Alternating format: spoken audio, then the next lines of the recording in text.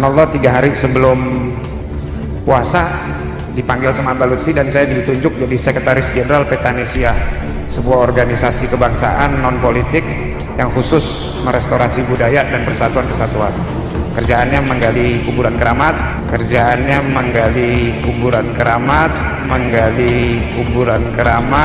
Saya wanti-wanti pengumuman kepada seluruh rakyat Indonesia, khususnya yang beragama Islam, jaga kuburan-kuburan tua kalian. Jaga makam-makam wali Korea yang babat desa daerah kalian. Jangan sampai itu nanti dirampas oleh mereka. Memang sengaja, sudah terprogram sejak lama, sama seperti kaum Yahudi yang ada di Israel ketika menjajah Palestina sampai sekarang. Ini hampir sama seperti orang Israel Yahudi ketika menjajah negara Palestina. Di kota tua Yerusalem, bahkan dekat dengan Masjidil Aqsa, sebelah timur atau depannya itu ada 500 makam palsu yang dibangun oleh para penyusup orang-orang Yahudi Israel dengan nama-nama leluhur mereka. Jika dihitung secara keseluruhan di kota tua Yerusalem tepi barat Palestina itu ribuan makam-makam buatan palsu nenek moyang mereka para Yahudi Israel. Dengan tujuan apa? Untuk mengkaburkan sejarah bahwa yang berhak mewarisi tanah di Yerusalem Raya itu adalah mereka. Inilah yang menjadi sebuah PR bagi kita semua untuk meluruskan kembali dari efek-efek negatif klaim-klaim itu untuk bangsa kita. Karena Kiai Mujahidin sebuah klaim terhadap sejarah, apalagi sejarah yang sudah mapan dari keluarga Nusantara, misalnya kuburan yang diklaim namanya dengan nama-nama tertentu yang bukan dari Nusantara, itu akan berimplikasi terhadap kesejarahan masa yang akan datang, di mana nanti akan terkaburkan antara sejarah yang sesungguhnya dengan sejarah yang terbentuk mulai hari ini yang kemudian akan diyakini kebenarannya pada masa yang itu kan punya tugas dua utama tugasnya. Ya, yang pertama adalah melayani umat, dalam hal ini adalah khodimul ummah, yang kedua adalah sodiqul hukumah. Di antara khodimul ummah, melayani umat itu adalah himayatul ummah anil akidah al-fasidah, yaitu menjaga, memelihara umat ini jangan sampai memiliki atau tercemari atau mengikuti akidah yang rusak. Karena itulah kalau kita melihat video-video yang beredar dari Pak Gufron atau Mama Gufron ini, kita sudah bisa melihat bahwa ini ada beberapa hal yang menimbulkan persoalan serius terkait dengan keagamaan kita. Misalkan ketika pernyataan-pernyataan beliau yang beredar itu bisa berkomunikasi dengan malaikat, dengan binatang, dan kemudian bisa memanggil malaikat apa yang dijelaskan, misalkan malaikat trompet, pemegang trompet atau Israfil dan seterusnya, maka hal-hal yang demikian ini adalah berbahaya pada akidah umat. Karena itulah MUI punya tugas himayatul ummah, menjaga dan memelihara akidah umat dalam konteks hal ini. Nah, karena ini adalah wilayahnya adalah di Kabupaten Malang, maka ini adalah kita menunggu apa dilakukan oleh MUI Kota Malang. Jadi MUI itu bila mana ada pemahaman yang menyimpang dari 10 kriteria yang telah dirumuskan oleh Majelis Ulama Indonesia dalam Rakernas pada tahun 2007, maka kemudian bila menyimpang, maka MUI itu punya tugas, satu yaitu membina, meluruskan pemahaman semacam ini. Dan juga kebetulan saya yang di bidang pendidikan, maka tugas kita adalah mengedukasi dan mensosialisasikan putusan-putusan Majelis Ulama Indonesia ini supaya masyarakat memiliki pemahaman yang benar sesuai dengan panduan Al-Quran dan Sunnah yang telah diistihadi oleh Komisi Fatwa Majelis Ulama Indonesia. Jadi tugas kita sesungguhnya adalah membina, meluruskan dan mengedukasi masyarakat. Apalagi kita tahu bagaimana yang disampaikan oleh tadi Pak putra beliau tadi itu kan dalam pemahaman ketika mencontohkan bagaimana Nabiullah Ibrahim alaihissalam berkomunikasi dengan malaikat. Kalau itu difahami kan berarti menempatkan kita seperti posisinya para anbiya Allah dan para rasul Allah, kan tidak dalam konteks kendala itu. Karena itulah ketika ada orang yang kemudian meyakini dan atau mengikuti akidah yang tidak sesuai dengan Al-Quran dan Sunnah, maka ini berarti kan ada potensi penyimpangan dalam konteks hal itu. Sekali lagi ini masih dalam kajian oleh Majelis Ulama Indonesia Kabupaten Malang, maka kita tunggu dulu apa dalam konteks itu. Tapi Pak Ziyad, ini videonya sudah viral di media sosial. Bahkan potongan-potongan ceramahnya juga sudah banyak ditonton oleh masyarakat. Takutnya begitu banyak masyarakat yang tidak memahami agama, mencernanya kurang pas begitu dengan video-video Mama Gufron ini. Iya. Betul, kita menyadari bahwa dampak yang ditimbulkan dengan adanya video-video yang beredar memang tentu akan luar biasa. Bahkan kalau kita lihat misalkan di video ya, terlepas kita tidak melihat ini potongan apa tidak, tapi kita sudah bisa memahami ketika ada murid beliau atau yang di dalam di video dijelaskan, bila ditanya nanti di akhirat man robuka, jawab saja Gufron. Kemudian bila ditanya man nabiyuka, jawab Gufron. Maka tentu kita beristighfar, bertawud dalam konteks ini adalah sesuatu yang sudah keliru dalam kaitan ini. Karena itulah kita ingin meluruskan, membina, mengedukasi masyarakat supaya kembali pada jalan yang lurus, jalan yang benar sesuai dengan tuntunan Allah dan Rasulnya, dan juga panduan dari para ulama. Karena itulah Majelis Ulama Indonesia itu ada komisi pengkajian dan penelitian ini yang kemudian akan meneliti, mengkaji ketika muncul ada pemahaman atau aliran yang diduga atau berpotensi adanya menyimpang sesuai dengan 10 kriteria tadi, baru kemudian nanti itu kemudian disampaikan di Dewan MUI dan kemudian Komisi Fatwa kemudian akan menyidangkan dan kemudian memberikan putusan apakah ini sesat atau tidak. Maka ketika misalkan ini dinyatakan menyimpang, maka kemudian nanti ada komisi dakwah, ada komisi pendidikan yang melakukan pembinaan, melakukan pendidikan, mengedukasi supaya mereka kembali pada jalan yang benar. Penanganan cepat untuk para santri-santri yang di pesantren juga bagaimana? Karena kan kemarin ketika MUI Malang juga menemui, hanya ditemui oleh santrinya juga kan, pengurusnya Mama Gufron tidak bisa menemui gitu ya. Iya, info dari MUI Malang memang disampaikan bahwa belum bertemu dengan Pak Gufron. Semoga dalam waktu dekat ini beliau menemui dan sehingga kita bisa berdialog bagaimana sih sesungguhnya pikiran-pikiran dari Mama Gufron yang sebenarnya. Sebab ketika orang itu menyebarkan agama, maka rujukan pertama adalah bagaimana ia memahami Al-Quran.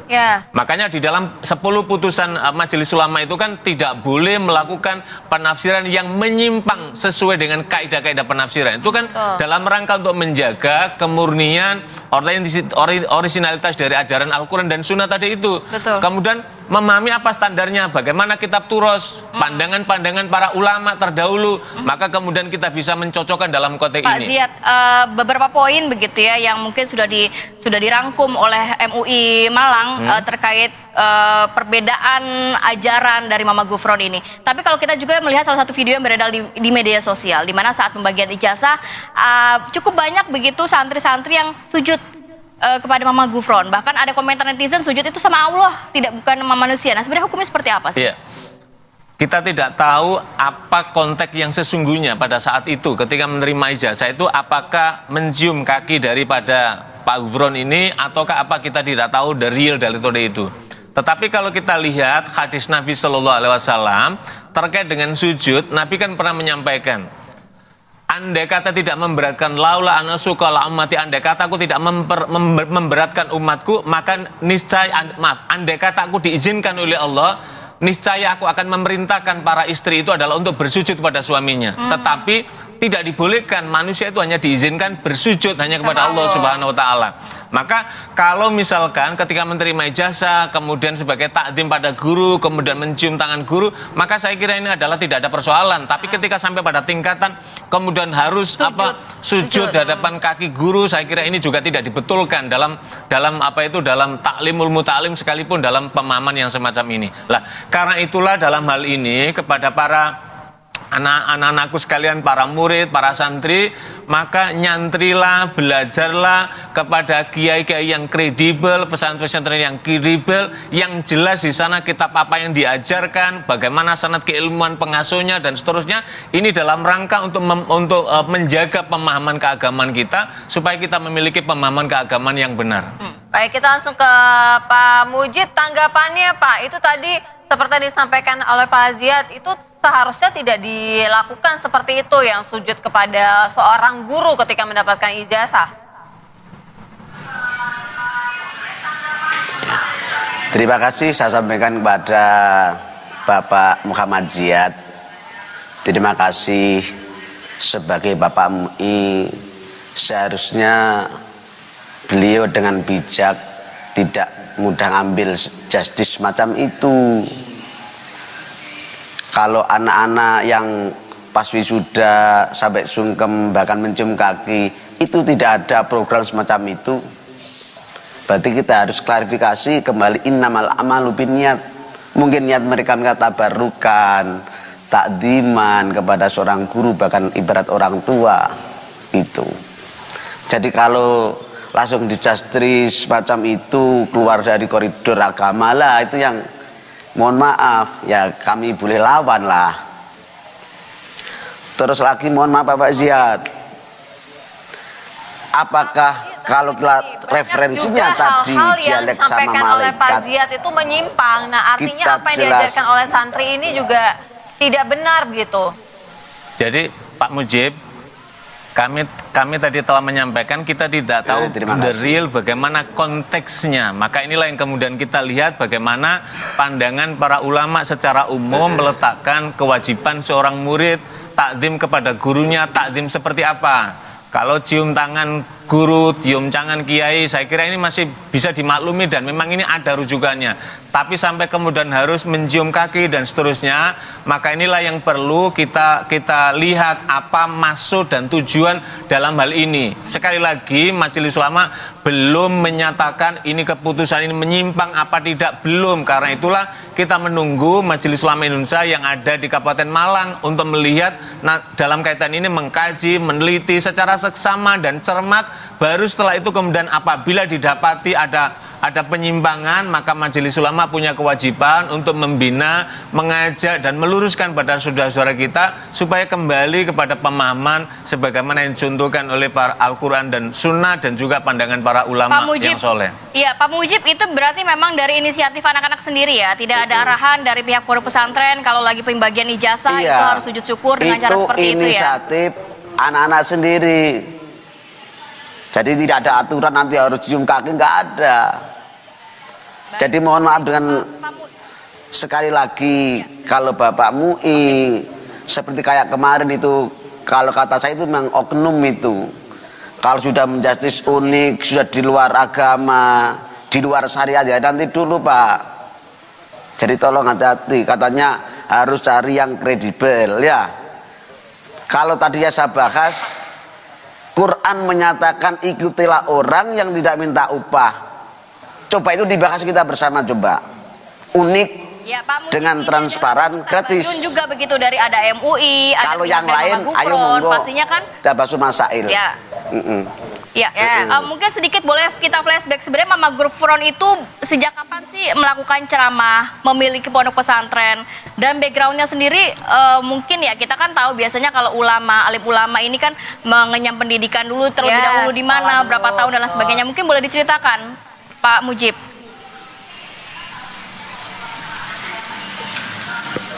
Gimana Ibu? Pak Mujib, Mama Gufron sendiri ini sudah berapa lama melakukan ceramah, kemudian sudah berapa lama punya pondok pesantren, dulunya apakah juga mengenyam pendidikan terkait pendalaman agama terima Islam? kasih ya. Beliau mendirikan pondok pesantren itu di 9 Januari tahun 1999 di Ampel Petukangan Gang 9 nomor 8. Beliau adalah bukan sosok yang ahli dakwah kayak mereka-mereka kayak ahli panggung. Karena dituntut oleh kondisi corona, beliau baru muncul dan tampil. Jadi terpanggil untuk menyelamatkan bangsa yang sementara waktu itu orang-orang kayak vakum Allah. Mohon maaf, itu fakta. Bukti dengan masjid ditutup, pondok pesantren ditutup, mana-mana pendidikan ditutup, bahkan PPKM, itu semuanya menyatakan kayak tidak punya Allah. Abuya tampil, ayo kita doa bersama, kita punya Allah. Alhamdulillah dijawab oleh Allah Subhanahu wa Ta'ala. Oke, kemudian begini Itu selanjutnya, kan sempat Mama Gufron Bahkan menyatakan jauh-jauh, bahwa berbicara dengan semut, kemudian berbicara dengan malaikat, ini benar-benar terjadi kah?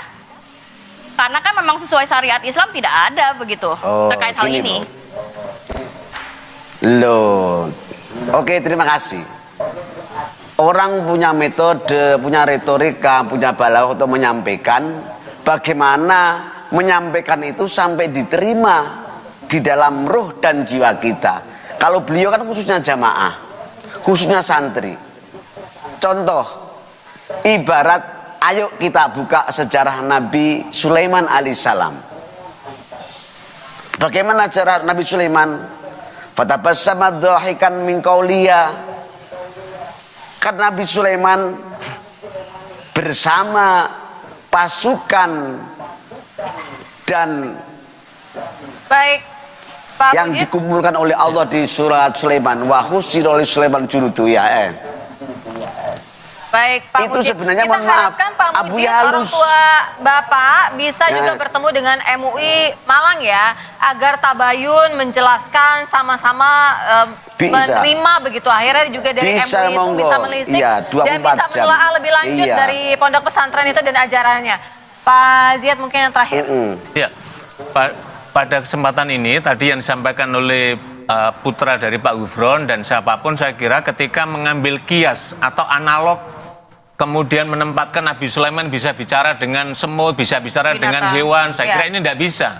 Karena Allah telah melebihkan, memberikan mukjizat kepada para rasul dan para Ya. anbiya Allah. Dan kita ini bukan nabi, bukan siapa, kita hanya sebagai orang yang ingin beritiba Baik. kepada Nabi Muhammad SAW, maka tentu rujukan kita adalah Nabi Muhammad SAW. Ya. Dan pada kesempatan yang mulia ini, yang baik ini, kita juga menghimbau pada para orang tua, hendaklah kalau menyantrikan anaknya, menitipkan pendidikan pada anak-anaknya, mari senantiasa kita pantau, kita Baik. tempatkan pada pendidikan yang baik dan benar. Baik, Jangan sampai akidahnya kemudian terjumbus pada hal yang aneh. Sepakat. Dan ini Baik, kita Pak Ziyad. kita bina bersama-sama, mudah-mudahan Allah senantiasa Semoga membimbing kita dilanjutkan semuanya. pastinya. Ya. Bisa mereka bungkam sampai datangnya akhir zaman.